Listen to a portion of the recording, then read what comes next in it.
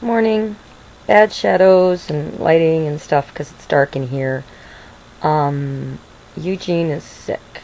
And when I say sick, I mean up all night. Sick. And every time he woke up, I woke up. And then I woke up my husband.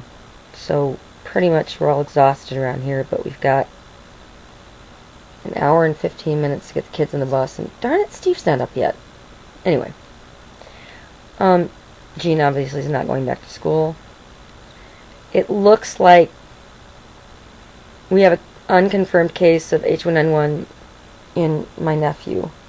They did take a culture and send it off. There's so many people out at my sister-in-law's work with it that she has to go to work and leave her son with my in-laws. I don't want them getting it, but they all live together, so there's nothing anyone can do about it, and it seems to hit kids the worst.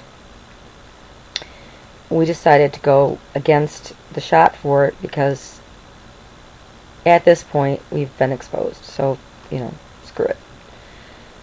Keep thinking we've got it, and no, it's just regular flu. Gene looks like he's got a case of what is neuro or the other one that makes you sick. And 72-hour bug, so the next 3 days he'll be parked here. He'll feel the worst today. Yeah, and I have to do some sewing because I need a skirt that I designed, and I need it. I've designed it, I need it, I want it, I've already got the material, I just have to sew it together.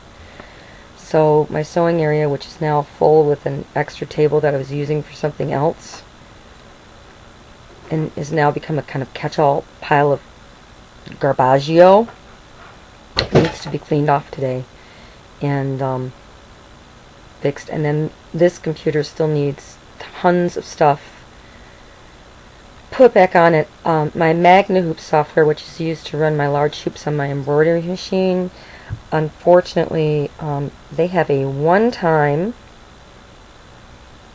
install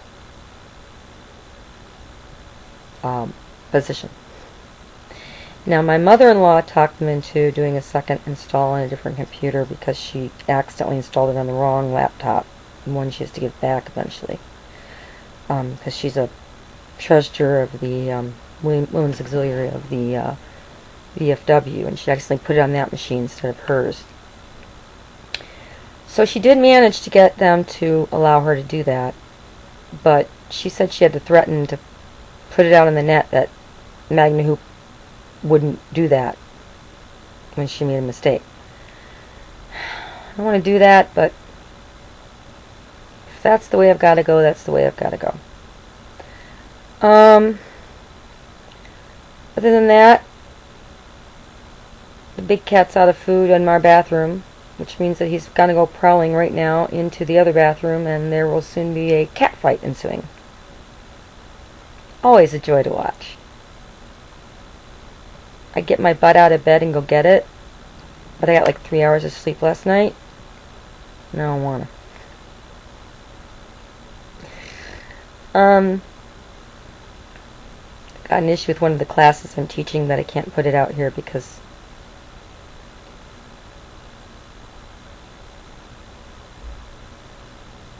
people might read it and hear it, and I don't want to cause trouble, and I'm teaching a couple different classes, so I'm safe in saying that one of the classes I'm teaching. And I stopped beating up myself for not being perfect last week and having a sugar problem. It happens. Gotta really watch what I eat. Protein's gotta go down first, period. No exceptions. Which means I have no idea what I'm gonna have for breakfast because Jerry ate the last of my protein bars. The Kellogg's protein bars, they're a little over 200 calories. They're covered in yogurt and they've got cranberries in them. Those things are really good. I don't suggest them for meal replacements. I don't like eating a bar or drinking a shake as to replace a meal. I think it leaves you feeling very unsatisfied and miserable and cheated the rest of the day. So, if you're going to get those kinds of bars, use them, a protein bar and fruit, if you're going to eat that for breakfast, or a protein bar and some light Gatorade. I personally recommend G2 because a whole bottle contains 100 calories, and I can sip on that a good chunk of the day. And it makes me feel electrolyte-y. And it's different from water. Other than that, it's Jean's day off. It's Tuesday, which means that we're just going to sit around the house. Be lazy cats. I like Tuesdays because the kids are gone, except for the one on the floor over there. And we get to really talk. Oh, yeah, and I get the joy of grocery shopping. Hate grocery shopping. Oh, at least I'm going to Bush's and not Myers. Something about Meijer I detest, and I don't know what it is. My mother hated Myers too, so I think it came from her. I think I inherited this distaste for Meijer. She didn't like it because she would always be there at like 6 in the morning in whatever she happened to throw on to get out of the house, and she'd run into somebody, and then they'd want to talk, and then she couldn't get away from them because my mother was extremely polite. We had a friend, Marge Hendricks, who loved to talk. She's a wonderful, brilliant lady who helped really save the dunes in Grand Haven. The Ketchel Lindquist Dunes Preserve, and there's a trail named after her. She passed a few years ago. And they had this cause in common and this love for the dunes. But Marge was into all kinds of left-wing politics that my mom wasn't. So Marge would get on the phone and she would do what I do and just, more than me even, yes, like Jerry. And my mother would have us go down and ring the doorbell sometimes to save her. This was like after an hour and a half. But sometimes when she was talking to Marge, I'd go over to her and lean my head against her shoulder, and she'd run her fingers through my hair. And that's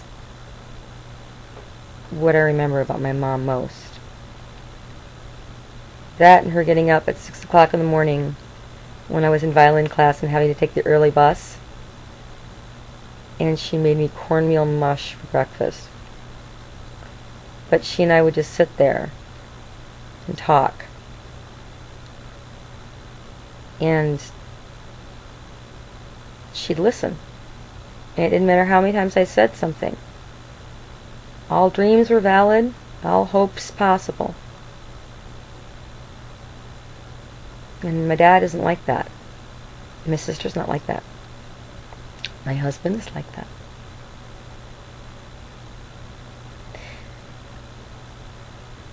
I hope my kids are too.